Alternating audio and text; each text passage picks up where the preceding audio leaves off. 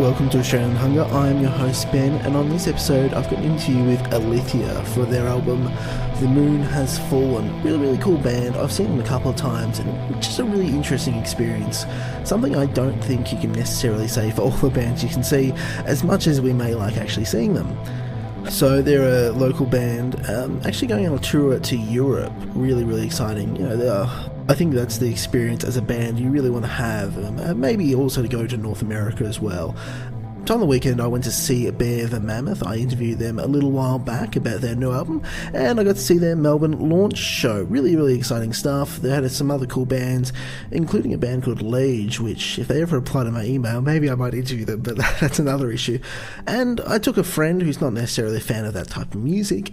It was interesting because we talked about it, and you know, I'm opinionated. I tend to argue about stuff even if it's not really worth arguing about.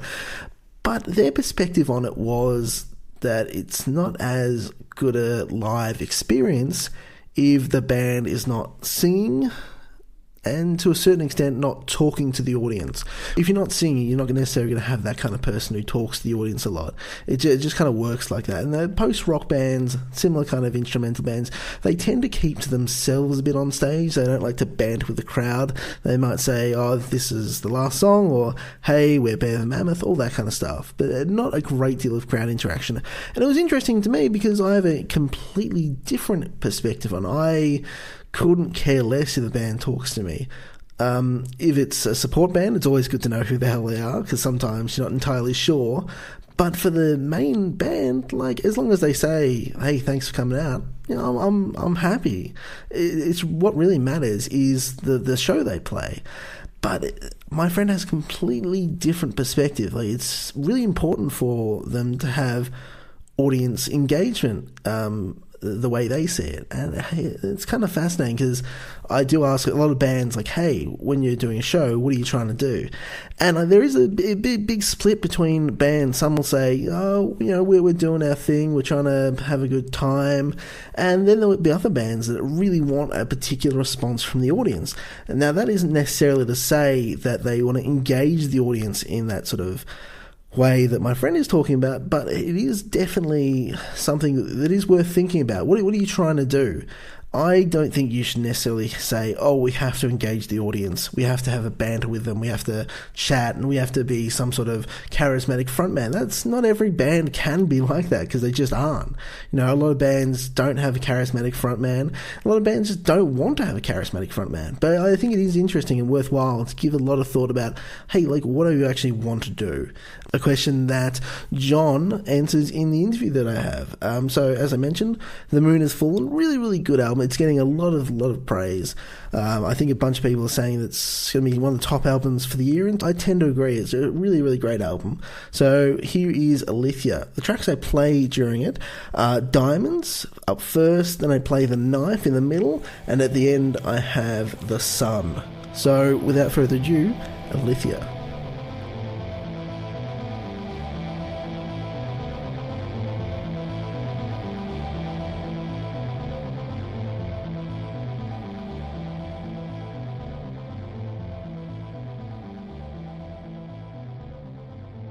So this album, you started a possible campaign about 2 years ago to get this funded. Talk a little bit about what that experience was like. Yeah, well, that was the first time we ever did anything like that, and we didn't know what to expect from it. We had really just pure intention, and we just knew that we could reciprocate you know, people's faith in us. We've been around for like 10 years and we've done a lot of, you know, DIY type everything. And, yeah, so it was really just a matter of us, just ourselves putting it out there, you know, and just seeing what it was going to be like. Now, the album, you went to Greece to do it. Why did you choose to go there? Yeah. Originally, we were going to go to Turkey because that was like sort of, you know, the eastern sort of, you know, western. So that's just that sort of border right there. and just the sort of rich history of civilization. But there was a lot of, I think there was some sort of terrorist attack or something like that happened at the time. And then we thought, what's the next best place we could think of? And it was Athens in Greece, because it was just another very historically rich place. And, we ended up there. It just sort of all fell into place as well, like the studio and, it's also got a lot of big prog artists have come out of Greece, since the 60s. Like you had bands like, like Aphrodite's Child, and like that influence was there. And so that old school prog scene was, cemented there before we even went. So it just sort of seemed fitting. This is something that's kind of interesting because people, I think of the recording part of the album as really mechanical. Like, what does it add to the album to have a location which kind of, I don't know, informs you just beyond it just being, a place where you're recording? Yeah, well, it's a good question. Like, it's basically, it really, it just puts in your face everything that you're there for. You're there to record an album. You're there to create something. And so when you put yourself out, I think traveling is a really good thing. You always because if you get comfortable, in your sort of daily routine or something like that, you sort of become a bit robotic, and you know what to expect. But when you're in a place where you don't know what to expect, you deal with things differently, and it's fresh. So your approach to every situation is new. It's you in this different situation, and so you get to see a lot more of yourself and discover yourself when you travel. And so that's the sort of influence. It's just to cement for us that we were there to make an album, and that was what we've sacrificed for years and years of our lives just for music. We've sacrificed our lives just to play music, to create music, and it was fitting, Yeah, definitely. Yeah. Now, I think you guys kind of really brought it, the sound of the band really to the head in your last album. Like, I think you really kind of expressed what you guys kind of going for. How does this album differ from the last?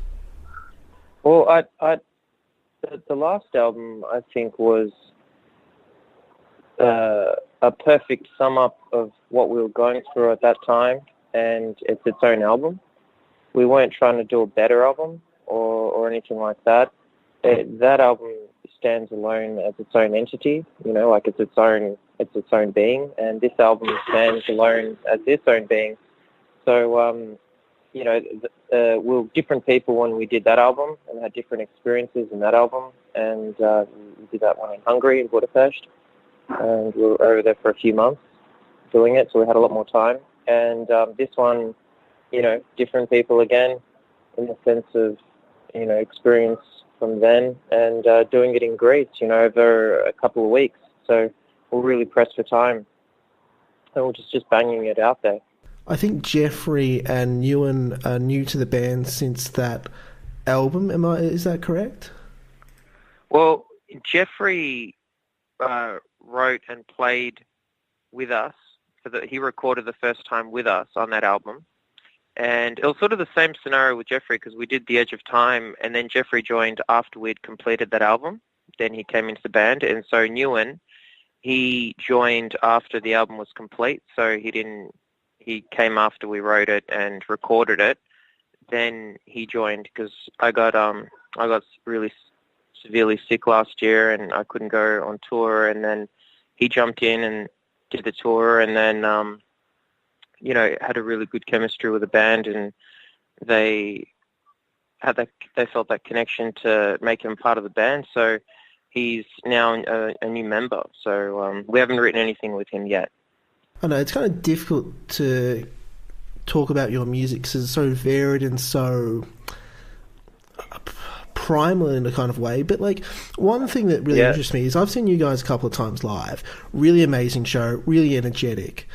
And kind of an experience all of in its own. How do you go about capture that in a recording, that kind of energy, enthusiasm? How do you go about converting that to a record? With a gun to your head, like you gotta play it like that. You just gotta sing it like and play the note like it's the last thing you're gonna play in your life. And I think for us, there's always been that sort of. Originally, Alithia was a punk band, a punk rock band, and our roots, especially like me and Val, like we come from real punk background, and you just give it your all. You just give everything you got, and you don't second guess yourself, and that's all you are. I'm you. I mean, I'm me. You're you. And you can do what you can do, and I can do what I can do, and as you just got to have that honesty there, and not you're there to genuinely make something that, just like that, you hear in music, you can hear it when something's real and when it's not, So and that's one thing that's beautiful about music, being able to express a moment in time and just be present, purely present in that moment. And so in recording, there's times where, all right, it's not happening, just leave it, come back to it later, type thing, So when it's happening, it's on, when it's not, it's not. But when it's on, you go for it, record as much as you can to capture it. So definitely, that's how we do it. Between the band, how do you guys write with the music? How does it? Do you have a process? Do you have an environment? How does that work between all you guys? Well, it sort of happens naturally. Like I'll Danny comes up with some really good keyboard parts, and he'll come up with some songs, and then or I'll come up with a song idea, and then we'll come together and play it, have a jam on it, usually jamming, and we'll jam on it, and then I think we've played together, and we sort of have that sync where whoever comes up with the like the thing that's undeniable that we can't top, or just feels right. It feels right for the song. So it becomes a song. I think I've always felt the songs are their own entities, and you got to let the song write itself, if that makes sense. And I did all the melodies, and in that as well, it's like you just hear it. Just hear it. It's a hard one to try and explain, but you hear it. You hear if that's the right thing or not, and the song comes to life like that. So there's some parts, like for me in the past, I've heard stuff, and I've had riffs and stuff like that I'll come with, and I'll be like, oh, this, this, and I'll just be it would be killing me to the point where it has to come out. It just has to come out. It has to be written that way. And it's really stressful because, you're trying to get the other guys to follow that vision, and they can't see what you can see or hear what you can hear, until it's recorded, and they're like, oh, yeah. And you'll be like, yeah, that's what it was meant to be. It's a process. It's a lot of work. Yeah. But some songs just come straight away. Like I remember, we'll come up with a song in one rehearsal, we'll have a song ready. And then others just take months and months and months and months. And everyone puts in, and it's good, because you sort of get challenged, and whatever's it's meant to be, it's meant to be. So that's a bit of a hard one to try and answer. Yeah. No, that's right. I think because maybe this is the wrong word, but like for you guys, it seems to be a very like very organic and very spiritual process. A lot of like feeling as opposed to, I don't know, some sort of very strict process that's involved in it. Yeah, it is. It comes very organically. I think that's you hit the nail on the head there. There is an organic aspect to it because none of us are proper musicians. Like, we're not trained or anything like that. Like, Val's self-taught, I'm self-taught, T-Ball's self-taught, Jeff's self-taught. Ewan, who's the newest member, he's the only one that knows about theory and everything like that. You know, so he's, it'll be interesting writing songs with him in the future because he's got that, that discipline there. So, for us, it's, it just comes. I think we've been together for many years now, and sort of now I think after this album, everyone knows their strengths and weaknesses. It's pretty solidified, and we just give each other space. So I write the melodies and the lyrics and the guitar parts, but now Ewan's going to be writing guitar parts, and so it's good, and everyone does their thing. Everyone who's in charge of their instrument just comes out and brings the best that they can, and it just comes together.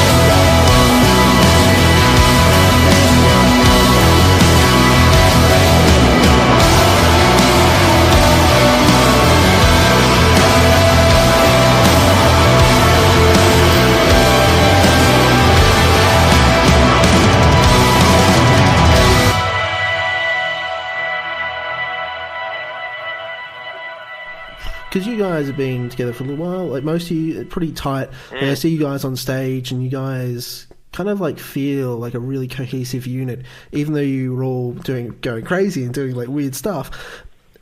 What was that process like with Nguyen to kind of bring him into that fold?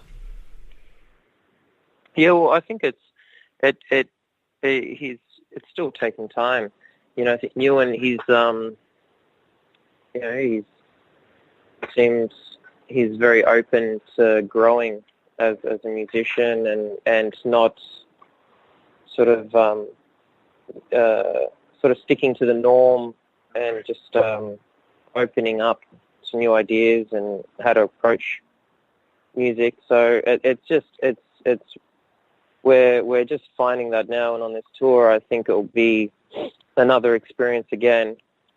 But he's coming from a good place. He loves music. He's really passionate about it, and he's got that fire in him where he wants to put as much as he can into performing and creating music.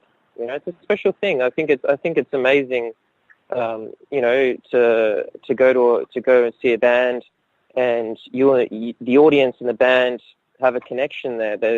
You sort of, the band's getting lost in the music, and the audience is getting lost in the music, and it creates this atmosphere that you can't get watching, TV shows or, looking at your phone. It's just something that's it's been at the start of civilization. Music has always been part of the celebration of life.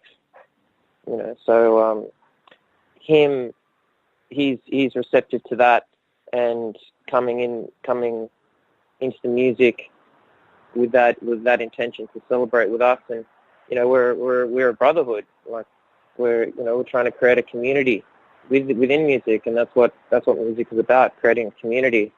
So he's come to join us, and we want to keep getting more people into music, and not opening up to different genres, and it's a good thing. With the lyrics, how do you approach them? Yep. The lyrics, a lot of it's got to do with my life and my experiences and my perception of reality. I'm always searching for that. What created me? What brought me into consciousness in this time, in this place? I could have been born 100 years ago or something, in another part of the world or wherever, but I was born here now, in this part of the world, and so there's a lot about my struggles with life and what I've experienced, and also just that thirst and hunger for understanding what reality is. And it's always changing, because I'm always changing, so but a lot of the lyrics have a cult and esoteric meaning in them as well. So I have that in there, so it's a bit more universal, so people can also feel a personal connection with those lyrics and see how they resonate with them and what they get out of it and their interpretation. So it's sort of, I'm sharing the lyrics as well, I think, more on this album. And having that again, it's all about having something there for people to explore, and that's what I like. I like to explore, because you find out things about yourself. If anything, you just haven't experienced. If some emotion is evoked, or some thought, or anything, that's all part of the journey.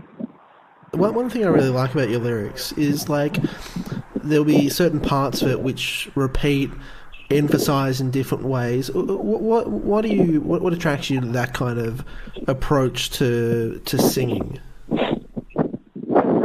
Like repetitive lyrics? Yeah. Well, I think it's something that just feels natural for that song to be the melody within it, but also that lyric. There's something about it that I may not understand. It's funny because I intended to write some lines which I felt were about something else, but then I realized they're about myself. in the future. So it's I think some of the repetitive stuff. It's when you're thinking over something and you're thinking over it and you're trying to think why is there an emphasis on this? What's the meaning behind it? And some of it does have meaning, and again, they're personal meanings to me, but also open for interpretation for other people as well. But there's also the esoteric element of those lyrics as well. If you look into the meaning of certain words and phrases and things like that, they hold a lot more undertones in them as well. One thing that I noticed watching the 2 video clips for Empress and Diamond, as well as just the song The Knife, like motifs of stabbing in those 2 videos, as well as just the song The Knife. Is that a coincidence, or is there a connection between those 3 things? I think there's always an element of life and death, and you also as well in the military they have there's a bayonet training, and that's something to look into, the bayonet training. So it happened with those sorts of things, with knives especially and swords, because again they've been a part of human history. There's a lot of symbology behind them, and they link to war and fighting. And I think as a human race, we're full of war and fighting continually, and there's that war within yourself constantly. You're constantly, you're your own worst enemy. You can't trust your own mind, because your mind even tricks you. Like your brain can be addicted to stimulants and things that are bad for your body. Your hand, can feed you poison. Your eyes can make you lead you to temptations. And I think especially with in this point of time, we're seeing in our society how we are and how we're treating each other. It's good to be aware of ourselves and how dangerous we can be, with our words, with our thoughts, with our intentions.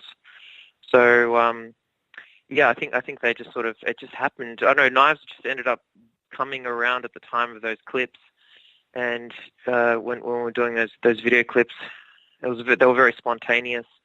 We sort of left it a bit open and there, and me and Tibor have backgrounds in theatre and arts performance and stuff, and directing plays and all that sort of stuff. So just sort of direct, especially the last one had a bit more direction, and the other one I used a bit more of that. It just happened. It's just the imagery. I think it's just a very sort of powerful imagery to have there. Talking a little bit about you playing live. Now, this is a question I tend to ask a lot, and I got a lot of interesting answers. We've already sort of touched on it, but when you're playing a live show, what is it you're trying to do? Reach a peak. Yeah, you reach that peak. You got to hit that. I think that natural peak of euphoria. That's every live show. Is that every rehearsal is that. So it's hitting that peak of euphoria, where you get so much. I always related music to voodoo, and with voodoo they would go into a trance-like state, and they'll just go so intense into that moment, into the music, where they would lose themselves, and it's that point where you completely evaporate. Everything that is you, your ego, everything that's you evaporates, and you're just sound. You're just a vibration. You're not your past or your future or your problems in your life. You're just a vibration. And I think, as is relating back to performing to audiences, it's trying to share that with people and opening them up a bit more to, you're not just going there because you're part of a scene or something like that. You're going there to have an experience, you know, because you're alive. You're not going to be alive forever. You can, you know, I've actually, in the last couple of months, I saw, you know, there was a guy that suicided on the train I was on. Another guy got hit by a tram. They were sort of coincidental tram things. I was on the freeway when that guy got killed the other week, you know, and just these random people, you just die any day, you know, and it's good just to have a moment in life where you can just be fully immersed in the experience of living, you know, and that's what we, for us personally, we live, you know, we do music because it's one of the points in our existence where we feel the most alive in this experience. And we try and share that. We want to share that with people, you know, and have a community where people feel safe. They're in a safe environment. We don't want, you know, we don't want people coming to our shows that have bad intentions. We want people coming with good intentions, you know, who want to have a good time and have a safe environment that's respectful of people, you know. One thing that happens at the end of your show is like it's not like a song, like it's sort of this like cacophony. Tibor screams into the microphone, and it was really interesting. It's sacrifice. One of my friends' bands used to do that, where it's like a sort of moment of just really intense playing. It's not necessarily part of like a recorded song or anything. How did that bit come about in your live shows?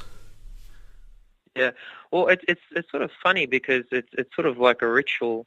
At the end, we have this. We usually close with that song "Sacrifice." It was on the last album, and that just happens. I think, you know, it's one of those songs that's ended up being a closer for, you know, this sort of point of time over the last couple of years for us. It's just always felt fitting to close it because I think it fits as a sacrifice. You know, we've done the sacrifice. You sort of sacrifice your demons, or you sacrifice.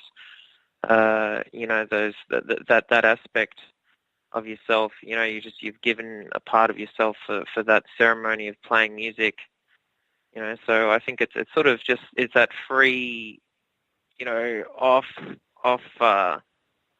you know, off the rails type moment, and that's a beautiful thing because it's something special because it's always different every time. You know, we try and make every show different every time for us. You know, it's good, and it's good for the audience because they're not seeing a polished, you know, show that then they'll go on, you know, like a month later they'll come, it'll be the exact same show, it'll always be different and something, you know, it's just that, leave it to spontaneous, you know, just to be spontaneous and have that realness there, you know, where it's not planned or anything, so... Yeah. So with like such a high energy show, like how do you guys prepare for it? Yeah, it just it just happens. It just comes on straight away. It's weird. You just, and I try not to talk much or anything before a show and just keep really quiet. And I think everyone just goes just to be quiet, you know, and they're just doing their thing, and then we just come together and, you know, we just have a huddle and we just share a few words that we need to think about in order to connect. And then we go on there, and then, you know, it's on. You know, you just go for it. You just go for it. You know, it's like you go into battle. You know, you're going into battle. That's what it is. You know, you're fighting yourself. You're trying to aim to reach that point where it's not you anymore, and it's all about the music. It's just all about the music. You know, that's all we do. You know, we really appreciate just playing music in the first place, having that opportunity to play, and not take things too seriously, as well. You know. So you've got a tour with Shining planned for Europe. You've done a couple of European tours in the past, if I'm not mistaken. How is it that kind of experience of, you know, doing a lot of shows in, you know, quick succession, the sort of intensive travel. How was that all experience? Like, what has sort of kept you going back to that? Well, it's always been every tour has always been a different journey, and again, it's that learning process. You learn a lot about each other. You learn a lot about yourself when you're on tour. You have all these experiences. You meet all these people from around the world. And we've done a lot of it, really DIY type stuff where we just end up sleeping in bars. We end up, we sort of people coined like the sort of phrase of street dog, because they end up being left on the street sometimes, and you're just wandering around in Eastern Europe, and it's just you and dogs on the road. That's it, in like 4 a.m. or something, and you got to wait around or something till you get a flight or a train or something, to your next destination. And it's just one of those things. It's always different, and we've really done the hard yards, man. Like, when I say hard yards, it's in terms of just, we're not expecting any luxuries or anything like that, and we just sleep wherever we can. Take a sleeping bag in your backpack, and that's it, type thing. So you usually crash in people's floors, or if you can, hostels and stuff like that. And it just depends on the timing and the destination, and obviously, with it's in an independent band, so we don't have a lot of money, and we just, sometimes you just got to go without because you can't afford it. You just can't afford it. You just, you're just going for it any way you can. So I think this tour is totally different now because we're going to be on a nightliner, so we're going to have flat surfaces to sleep on, like beds and stuff, and so it's going to be a new experience again. One track that sort of stood out as kind of a bit sort of separate is The Knife.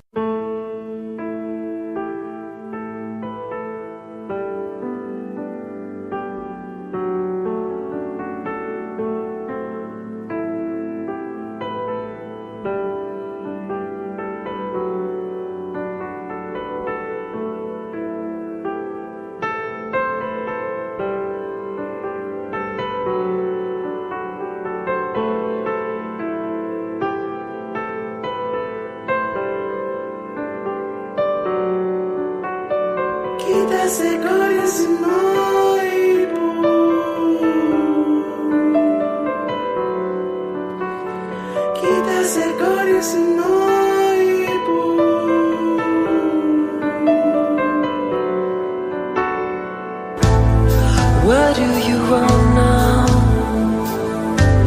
Where do you hide now?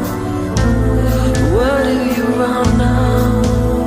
Your pain's gone, fear's near, falling certain. Open the gate.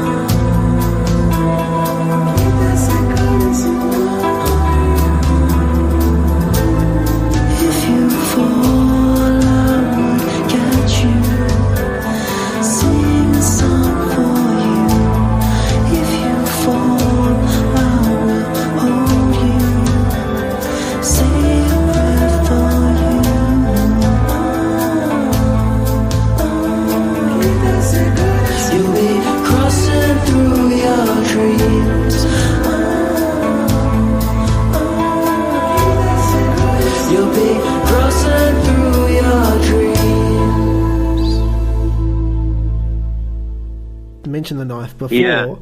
Yeah. It's short. It's less than 3 minutes, and it lacks some of the really energetic flourishes that a lot of songs have. How did that song come about? Yeah, I came up with that song a while back, and then I was originally going to do it in Greek, and then it was actually, I think, a few minutes, double the amount of time. There was like a whole other lot of lyrics and stuff like that ended up getting cut out for that final version.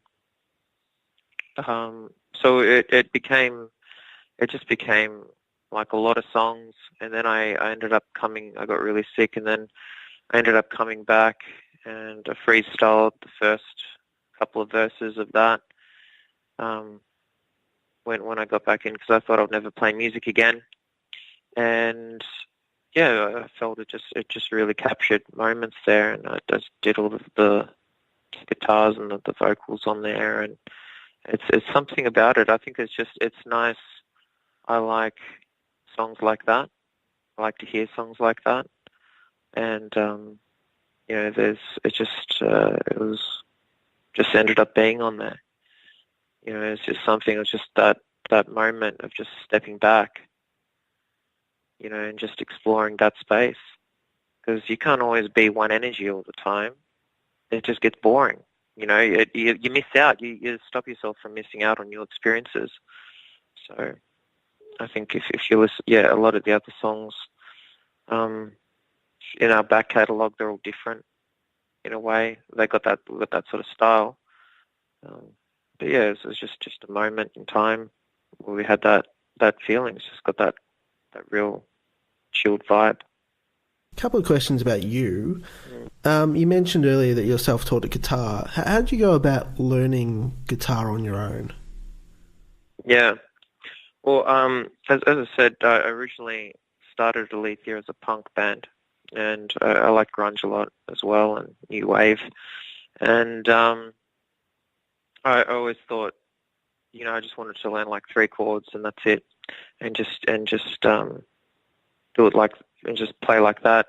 And then I just, over the years, I never wanted to learn music because I didn't want to play like how people play. And I liked approaching the instrument in a non-conventional way. And I had a friend of mine who's a noise artist, and I remember the first time when I started playing music by myself, I used to go to open mics, and I saw this dude.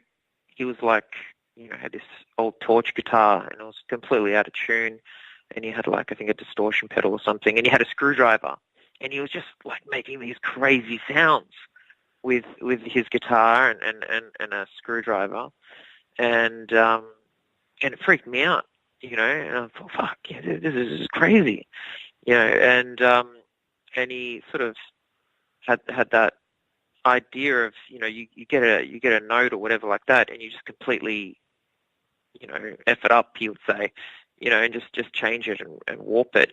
And it sort of always stuck with me like that, having that notion of approaching the instrument, by hitting it or, bumping it or, slightly sliding your fingers across it or just getting sounds. It's just about creating a sound out of the instrument. And that's what I always liked about the guitar, and playing it with effects and stuff, and just creating sounds, and not necessarily focusing on the classic style of playing. But yeah, I just did my own thing, and I just went with what felt right. And I never felt comfortable about learning covers. I never felt comfortable about learning music. It didn't appeal to me at all. I just liked making my own sounds and doing it what felt natural. So, yeah. Was that kind of idea something that spawned, I don't know, the transformation of Alithia over those years between its founding and kind of the release of the first EP?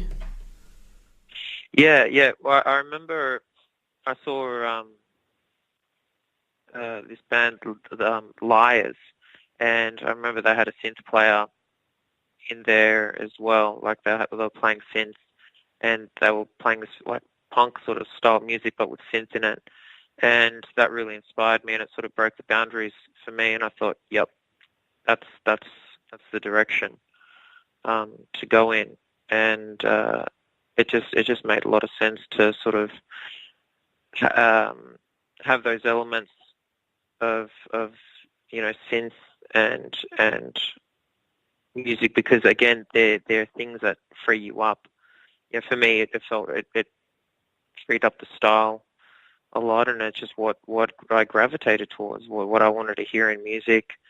And ultimately I loved music growing up as a kid. I loved music. I'd listen to music all the time, and I would always look for songs that really got me, really just got like something about it that just carried me away in the music. And so I've always strived to do music that has those peaks, where you can just peak out on listening to music, and no matter what's going on in your life, you can just come home and or put your headphones in and listen to a song that can just change your vibration, change your feeling, and take you away somewhere else. And that's something that always felt natural to do. What about your singing? How have you approached that? When did you start? How have you approached that?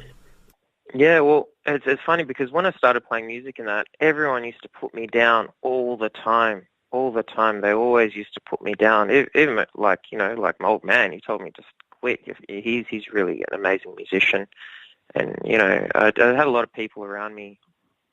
They thought I was horrible. I was when I look back to it. But at the same time, I could see what I was trying to do, but I just didn't know how to do it. But my intention was there. Like I could hear it in my head, but I couldn't translate it in physical reality. And with my singing, the feeling was always true, but it's just now overdoing it for so long, I've sort of just developed my own style, and I can now, what I hear in my head, I can put it out physically now.